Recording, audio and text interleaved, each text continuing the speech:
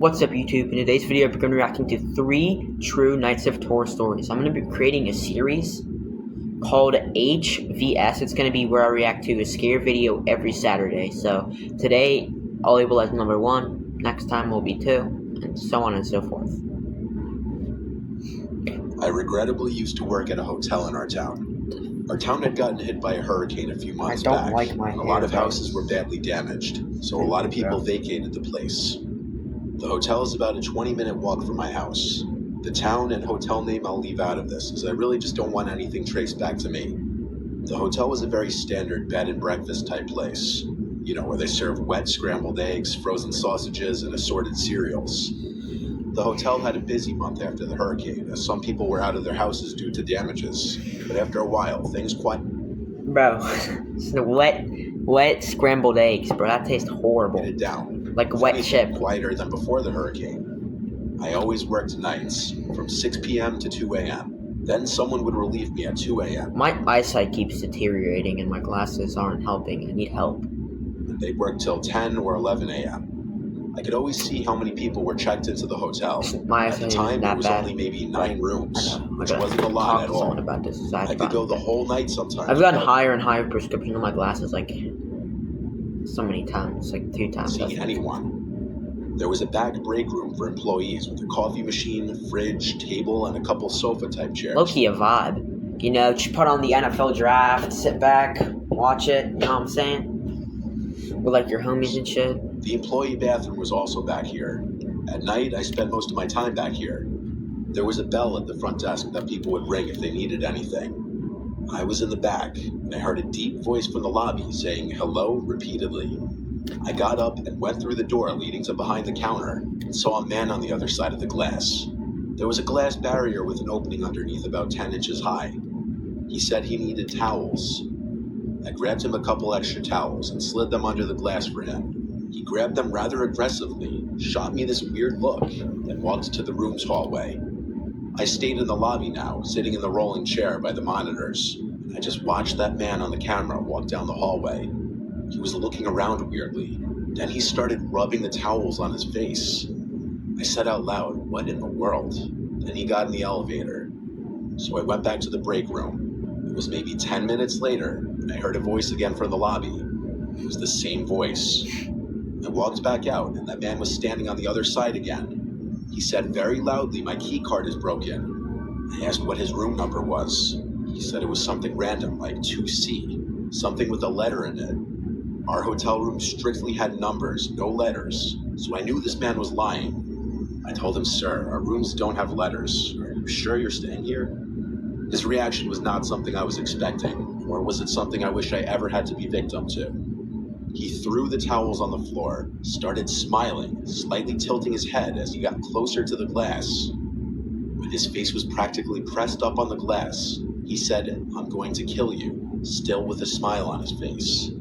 And he said it again, louder, and again. Each time he said it, it got louder until it was almost a scream. I screamed back at him, "I'm calling the police." And I did. He just like boop boop. Wait, why would not be boop boop boop boop? Yo, just this guy in my like lobby, bro, just being a bitch. He's just dang. Get him mad, get him fired up. So he's like, I picked up the phone and showed him as I dialed 911. He kept his disturbing smile as he now started mocking me, calling the police. As I spoke to the dispatcher on the phone, explaining very loudly what was happening in front of my face, the sick man laughed and headed for the door in a slow walk. I told the dispatcher he was leaving, and when he was gone through the doors and out of sight, I said he was if this gone. story keeps going, she's He gonna asked me if I still 100% like wanted an follow him. officer to show up, and I said, no, it's all right. So the next couple hours of my shift went slow. I decided, for obvious reasons, to hang around in the lobby now instead of the break room. There was one guest who checked in during this time. At around 2 a.m., my relief came. I clocked out and was free to go home. I walked outside to the parking lot. It was cold out. I remember wishing I brought my coat. I walked with my hands in the pockets he's gonna be of in my like the jacket and my hood up. bushes I or heard a voice in something. the parking lot. I turned around. There was a line of bushes that covered the first Bro, floor. damn, I got that shit right on point. It came from the bushes. I don't know what the voice said. It's 100% the guy. What if he just... How? What if he's just like... Hello? He just starts chasing him. Like The Shining or some shit. I'm gonna switch locations. I'm gonna go upstairs. This seat's uncomfortable as fuck. Yeah, sorry about touching my hair so much. Care. I walked faster now. Once I got out of the parking lot, I was on a main road for a brief minute, but there were no cars on the road in this quiet town at this hour. After a minute, I turned left down a residential street that would eventually turn onto my block. It was dead silent now. Not even the sound Ooh, he about to spin the block. of any distant traffic.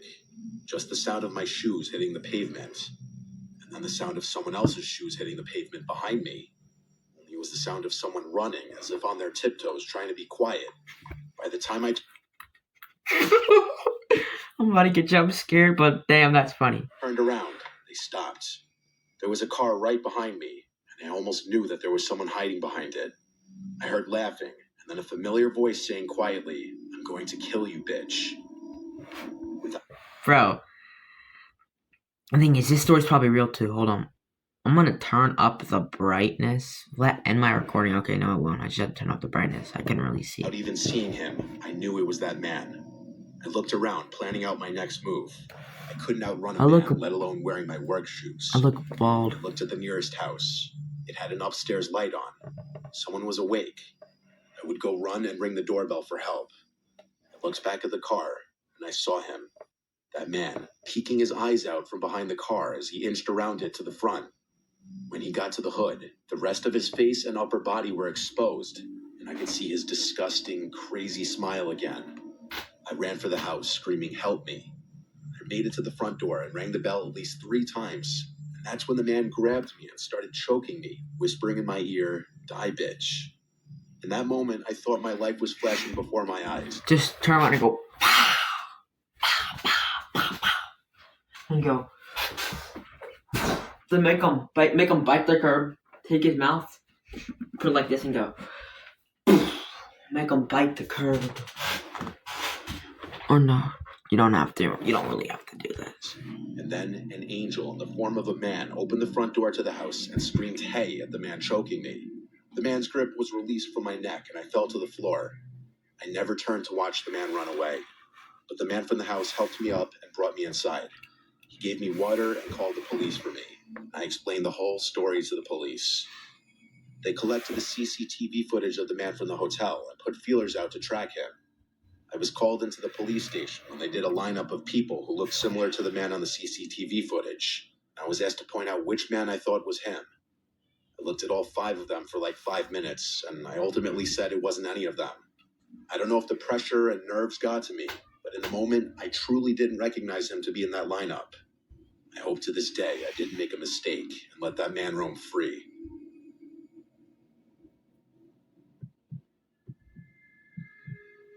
I don't know why my hair feels compelled to just all curve this way. Thing is, I have like slightly wavy hair. It just wants to curve this way, all of it, and it's annoying. I already cut. So like earlier, I don't know if y'all know, but I cut off all the curls in the front of my hair. Like where it starts to do it, I just cut off all of it, and now it's somehow regrowing. Like that doesn't even make sense. Curls don't curl in the same way once you shave them. I work in the pro department of a home improvement company. I work the closing shift with another cashier, who I'll call Nicole. Nicole is a really kind but quite timid cashier. She's also very pretty, so she has a lot of contractors hit on her. It's usually not that worrisome, though. A few compliments, maybe a dinner invite, which she'd politely decline. I would probably ask her out as well, if it wasn't for one detail. Nicole does have a girlfriend, so being hit on by guys on a daily basis makes her rather uncomfortable. So she's a lesbian? When we first met, I told her she ought to tell those guys about being gay, but she kept saying it wasn't any of their business. Oh! She kept that part to herself. Nicole has become my... I hate gay people. I don't know if I'm allowed to say that, but I'm just openly saying what I think, so I should not get canceled or plagiarized or anything happen to me because of my opinion.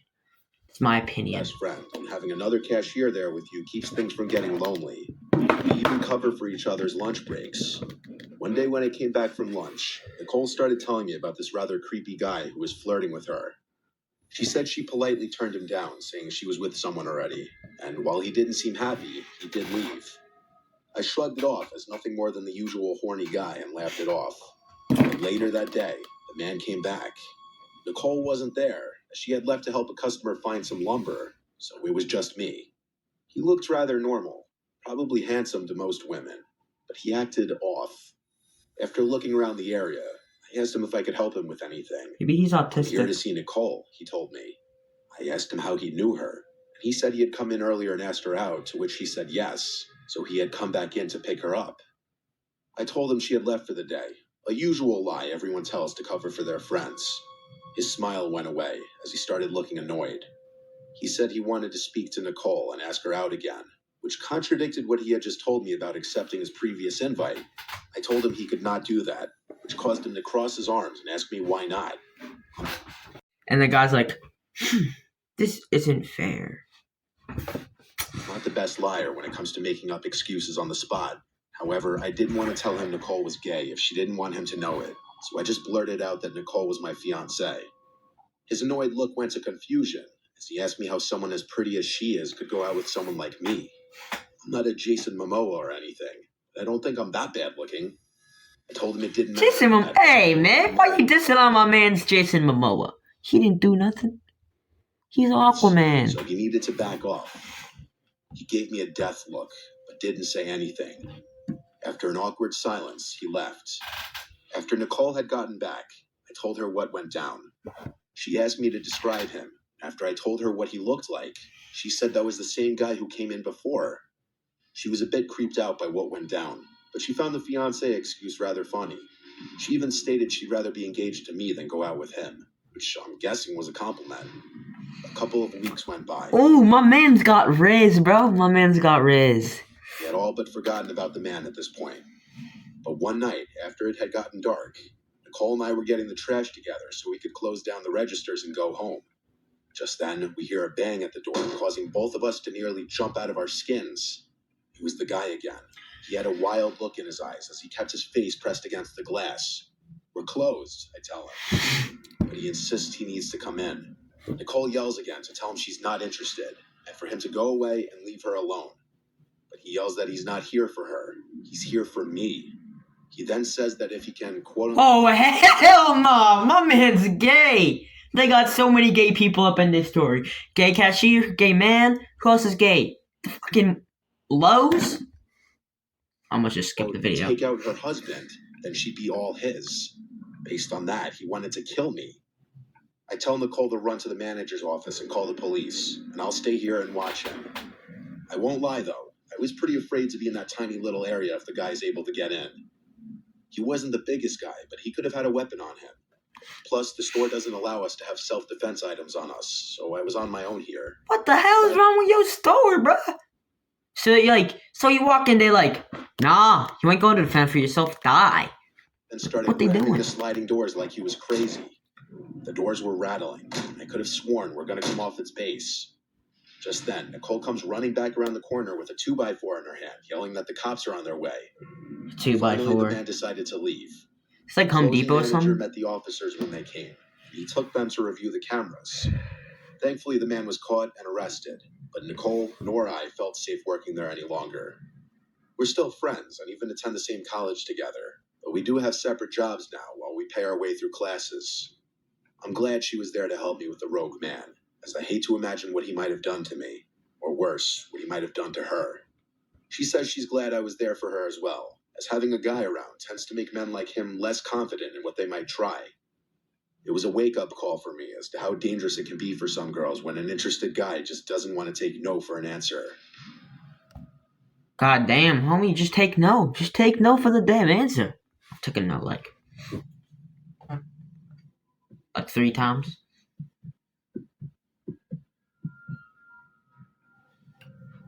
So this happened a little over 2 years ago now. And I wanted to share Kinda it somewhere forward-looking. just to look back on it one day and never forget the lesson I learned. It was 2016 and I had just started a new job at a motel. It was low pay, but I needed an office job. Yo, that's the one landing spot in Fortnite, yo. For like near like Paradise Palms. Yeah, that wasn't. One of my friends, Michael, got me this job. For a few days, I did training with the owner in the mornings. For 2 nights, Michael trained me. Our job was the 11 p.m. to 7 a.m. shift. Nothing exciting, checking guests in and doing paperwork. My boss, or the owner, went away with his wife on vacation for a week, which is attributed to the swift training I had to endure. So it was my first night alone on the night shift. There was a monitor with security cameras around the motel's property and large glass windows. Then Freddy Fazbear popped out and went hor hor hor hor. All around the office building with a glass door. There was no night window like most motels have. It was fairly early in the night, at about 1 a.m. I was just doing my normal check-in paperwork. That's when a man walks in and asks if we have any rooms available. Usually if someone's sketchy, my boss has me lie and say no, but he seemed normal at the moment. Without hesitation, I said, yes, of course, just for one? And he replies, yes. So I begin creating the reservation on the computer when I notice he starts swatting the air and making spitting noises, as if he's being surrounded by flies. I try to ignore it. As far as I'm concerned, it wasn't my business. So I try to check him into the room as quickly as possible. Bro. I give him his key and he's on his way. I have to grab a tissue. At this point in time, and that came out, bro. Is very timid. That came out. Timid. Timid's like scared. I had a lot going on in my personal life, so I hope you can all understand my reaction to what happens next. The man comes back from his room and slams his hand on the glass door, causing me to jump. Absolutely frightened, I look up to see him just staring at me. He cracks the door and puts his head through and says, I can't get into my room. Why won't you let me into my room? My only defense is trying to be helpful. So I replied, maybe there's something wrong with your key. Let me give you another one. The look he had in his eyes was inexplainable. I felt like I was in absolute danger. I handed him his new key, and he went back to his room. I tried texting Michael, because he's the one who trained me, though it was in the middle of the night and he was asleep. I needed some guidance. With no reply from Michael, I noticed the man trudging down the stairs to come back. I go into absolute panic mode. I run into the back office and lock the door, and I pull out my pocket knife. It's important to keep protection when working at night. I hear the man in the office yelling, hello, hello, why won't you let me into my room? Do you not like me? Me being an absolute idiot and not standing my ground and just calling the police when I'm feeling scared, I decided to take the situation on alone. I reply, I'm just on the phone, I'll be right out. I then start calling Michael over and over for help. No answer. Bro, he's not gonna pick up. Just call the police. Bro's like, do I want to pick my friend that might like pick up 1% of the time, or do I call the police that'll 100% pick up? Like, call the fucking police, bro. Why the hell am I bald in a spot on my head? Take a few breaths and then step out of the office. The man was not there. He was in the bathroom. I start hearing him talking to himself, angrily saying, kill her, kill her. My heart sank. Still being an idiot and not calling the police, he comes out and I say, your key was broken, I'm sorry. Let me escort you to your room. He agrees, thankfully. I was wearing a long-sleeved sweater, so with my arms down, I was able to hide my knife in my hand while holding it. I begin to walk outside, and he seemed insistent to walk behind me. We begin making our way to the staircase and up towards his room. I was sweating from how nervous I was, continuously looking behind me to make sure he wasn't going to make a move. He stops at a room, and I stop at his. Make a move? What do you mean make a move? Bro, we got another gay person, bro. We got so many gay people. We got a gay man again. No. Gay man. That was kind of gay. Room a few doors down. I smile and say, oh, that's the wrong room. This is your room, as it clearly said on the door. This whole time, he was going to someone else's room and trying to open the door.